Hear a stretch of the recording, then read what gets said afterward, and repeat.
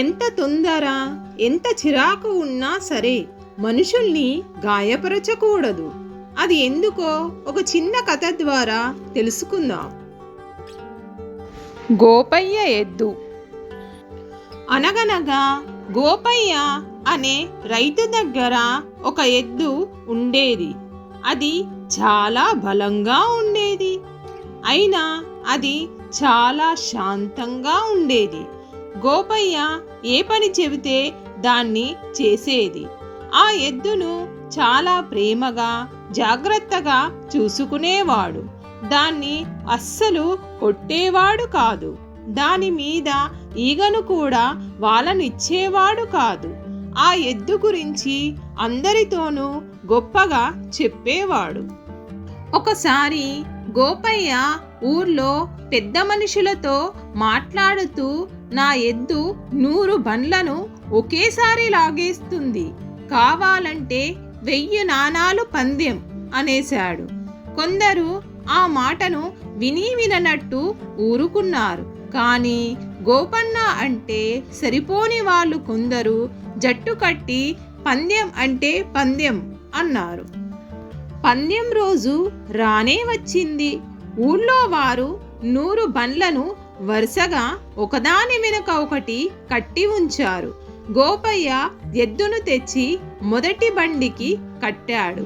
ఎద్దుకు ఇదంతా కొత్తగా ఉంది. అయినా యజమాని తెచ్చి నిలబెట్టాడు గనుక అట్లా ఊరికే నిలబడిందది. అందరూ లాగు లాగు అన్నారు. కానీ ఎద్దు మాత్రం కదల్లేదు. గోపయ్య ఏం చెబుతాడోనని ఎదురు చూస్తూ అది అట్లానే నిలబడి ఉన్నది. గోపయ్యకు తల తీసేసినట్టయింది. ఎద్దు బండ్లను ఎందుకు లాగట్లేదు అనే చిరాకు మొదలైంది.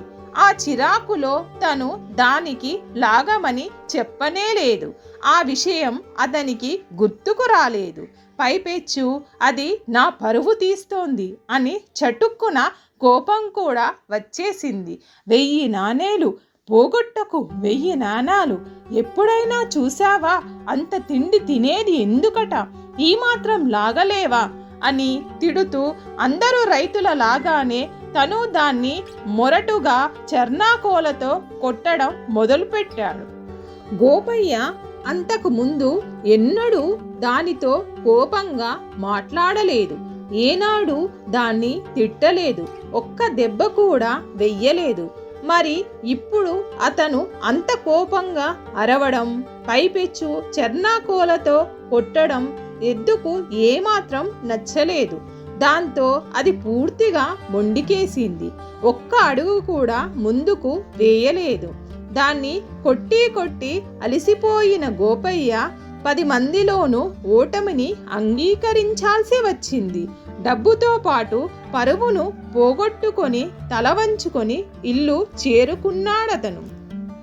గతంలో అవసరం ఉన్నప్పుడు చాలాసార్లు ఈ ఎద్దే 100 బండ్లను అవలోకగా లాగేసింది కదా, మరి ఇవాళ ఎందుకు లాగలేదు అన్న ఆలోచన రాలేదు కోపంతో రగిలిపోతున్న గోపయ్యకు. అయితే ఆ రోజు సాయంత్రం చూసేసరికి ఎద్దు మేత మేయకుండా స్తబ్దంగా నిలబడి ఉన్నది.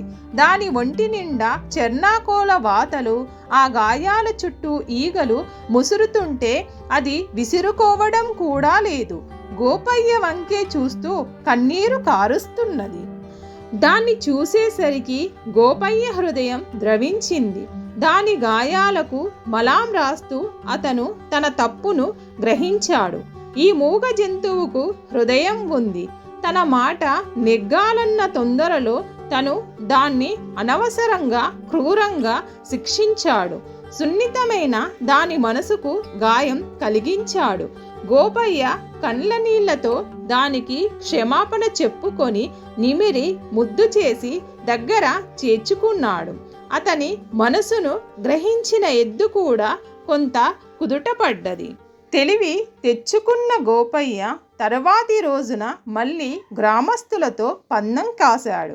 ఈసారి పందెం 2000 నాణాలు అన్నారు గ్రామస్తులు. ఈసారి గోపయ్య ఎద్దుని కొట్టలేదు సరికదా, కనీసం అదిలించను కూడా లేదు. ప్రేమగా వీపు నిమిరి లాగురా అనేసరికి ఎద్దు 100 బండ్లను లాక్కొని ముందుకు ఉరికింది. గోపయ్య పందెం నెగ్గడమే కాదు, జీవితాంతం ఉపకరించే పాఠం ఒకటి నేర్చుకున్నాడు. ఎంత తొందర, ఎంత చిరాకు ఉన్నా సరే మనుషుల్ని మటుకు గాయపరచకూడదు అని. మీకు ఈ కథ నచ్చినట్లయితే లైక్ చేయండి, మీ ఫ్రెండ్స్కి షేర్ చేయండి. మరిన్ని కథల కోసం కథా సమయాన్ని సబ్స్క్రైబ్ చేయండి.